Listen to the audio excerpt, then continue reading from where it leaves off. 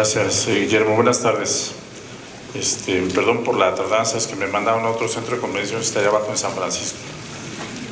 Y no me dejaban pasar el policía. Digo, pues es que voy a dar una plática. No, aquí no es. Se han venido como 20 el día de hoy. Es en Los Fuertes. Entonces ya dejé mi coche allá y me vine en taxi. Entonces, yo creo que por eso ganaron los acapuastas el 5 de mayo la batalla, porque descontrolaban a los franceses y a todo el mundo. Bueno, vamos a hablar de algunos aspectos metabólicos de la cirugía y algo que los cirujanos que se dedican a esto han preconizado mucho es que dicen que curan la diabetes. Entonces, lo que sí es importante es que la duración de la enfermedad de la diabetes es un factor importante para el mejor control glucémico después de la cirugía. Una duración menor de la enfermedad representa una mejor forma de que las células beta se preserven y faciliten el mejor control de la obesidad, de la diabetes al disminuir de peso. Otros estudios han evaluado también y han confirmado la resolución, entre comillas, de la diabetes, que es más factible en los pacientes cuya enfermedad se controla con hipoglucemiantes comparado con los que se controlan con insulina, y que tienen también una menor duración a 5 años y que consiguen una mayor pérdida de peso. Estos factores se aplican también en los adolescentes. De acuerdo con el impacto de la cirugía bariátrica sobre el control de la diabetes, se ha demostrado que esta cirugía condiciona una resolución de la resistencia a la insulina hasta en el 96% de los casos. Esto sí es lógico porque, como ustedes recuerdan, la obesidad está directamente relacionada con resistencia a la insulina. Si disminuimos la obesidad por algún método, disminuye la resistencia a la insulina. Y sobre todo en quienes de manera específica se les realiza una derivación de ayuno gástrica o gastroyeyunal. El bypass gástrico se asocia también con mejoría o la resolución de la resistencia a la insulina. Entre los principales factores de riesgo cardiovascular y incongruencia, también reduce de manera significativa la prevalencia del síndrome metabólico y del riesgo cardiovascular, estimado a 10 años. Esto también, si un paciente baja de peso, también le sucede esto. Lo que pasa es que los sujetos que se superan de la cirugía bariátrica son generalmente obesos mórbidos, que han fallado en la mayor parte de los tratamientos. Entonces, la cirugía bariátrica, es lo que les comentaba, ha resuelto la mayor parte de casos de obesidad mórbida. Sin embargo, tampoco está exento de complicaciones. Y además de la pérdida de peso, frecuentemente se observan otras deficiencias nutricionales y metabólicas de las que estaban hablando hace un momento.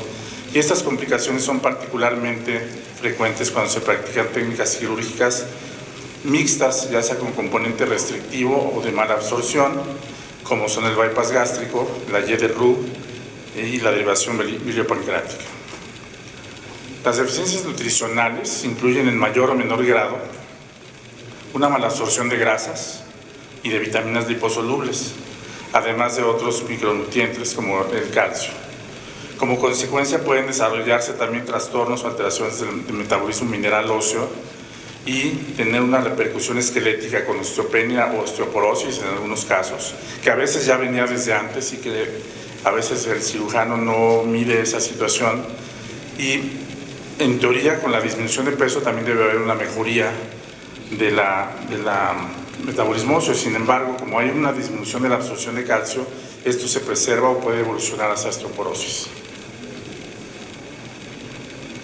Estas intervenciones se producen con más frecuencia, carencias nutricionales, no solo por las alteraciones anatómicas, sino que también disminuyen la absorción de macro y micronutrientes, como ya lo estuvieron escuchando en la plática que me precedió, sino también la reducción del volumen gástrico, la cual produce una menor ingesta de comida. Entonces, la desnutrición proteico-calórica tiene una incidencia entre 7 y 12% en la derivación biliopancreática, 4.8% en el bypass gástrico, causando a veces tasas de hospitalización de 1% anual. Se han informado también 11% de los casos de hipoalbuminemia moderada y 2.4% de hipoalbuminemia severa. En otros estudios se informa hasta un 20% de pacientes con hipoalbuminemia.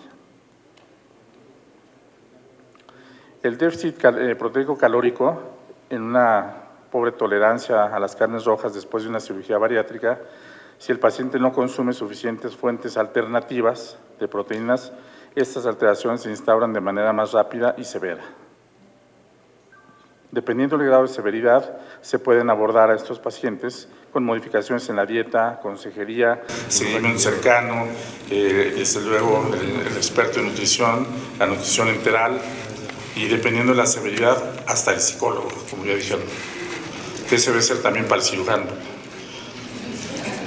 Frecuentemente se evidencian carencias en vitaminas liposolubles y pasados 4 años, después de practicar una cirugía, más de la mitad de los pacientes presentan deficiencias de vitaminas A, K y B, situación que no ocurre con la vitamina E.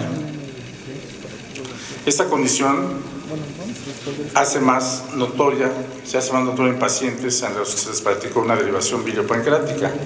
Estos pacientes los pacientes con bypass gástrico, la deficiencia es tan marcada y es suficiente, pero con un suplemento vitamínico se puede corregir.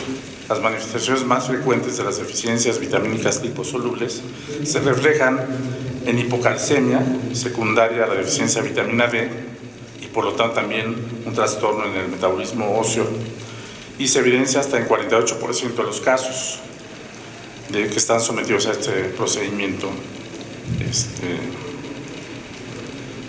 Todos los pacientes que se someten con derivación biliopancreática deben recibir un suplemento de vitamina A de 25,000 unidades al día, de vitamina D 50,000, y deben ser monitoreados con niveles séricos para mantenerlos en un rango normal. La vitamina K se suplementa si el INR, que es el índice de coagulación, es mayor de 1.4. La deficiencia de vitamina B12 es extraída por los alimentos por hidrosis ácida y peptídica en el estómago normal, pero tras un paso por el duodeno se une al factor intrínseco y posteriormente se absorbida en el ilion. Cuando este tipo de cirugías evidentemente se trastorna todo este paso normal o fisiológico, y entonces en las cirugías donde hay un componente restrictivo, el saco gástrico que deriva del cardias donde las células parietales están encargadas de la secreción ácida, están ausentes y la secreción del factor intrínseco, por lo tanto, se ve disminuida. Sumado a esto, el bypass evita precisamente el paso por el duodeno y reduce el tiempo de tránsito por el ilion, y si tiene fenómeno de dumping todavía más, entonces va a disminuir la absorción de vitamina B12, que ya también le explicaron, de manera significativa. Este déficit de vitamina B12 se ha descrito hasta en 70% de los pacientes a los que se ha realizado cirugía bariátrica y se presenta en más de 30% de los pacientes de bypass gástrico en los primeros 9 años, y su deficiencia se traerá como consecuencia una anemia megaloblástica. Después, la deficiencia de hierro, también el hierro se hace soluble en el estómago gracias al pH bajo, reduciéndolo de su estado férrico a su estado ferroso, y el cual es absorbido en el duodeno y en el yeyuno proximal. Por esta razón es frecuente que la derivación biliopancreática y en el bypass gástrico se presentan entre 20 a 49% de los pacientes con esta incidencia mayor, y sobre todo en mujeres más están en etapa productiva desde el punto de vista hormonal. La menstruación también agrava esta situación, aunque también se asocia con sangrado intraoperatorio de la propia cirugía, y a veces no se sabe o no se someten los pacientes en condiciones ideales de hemoglobina, y esto agrava más la situación. Creo que son todas. Traje esas, supuse que ya habían platicado varias cosas de esto, y yo creo que tal vez en la discusión podemos hablar más de algunos aspectos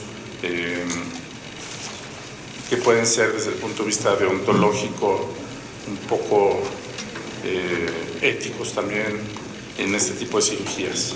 Muchas gracias.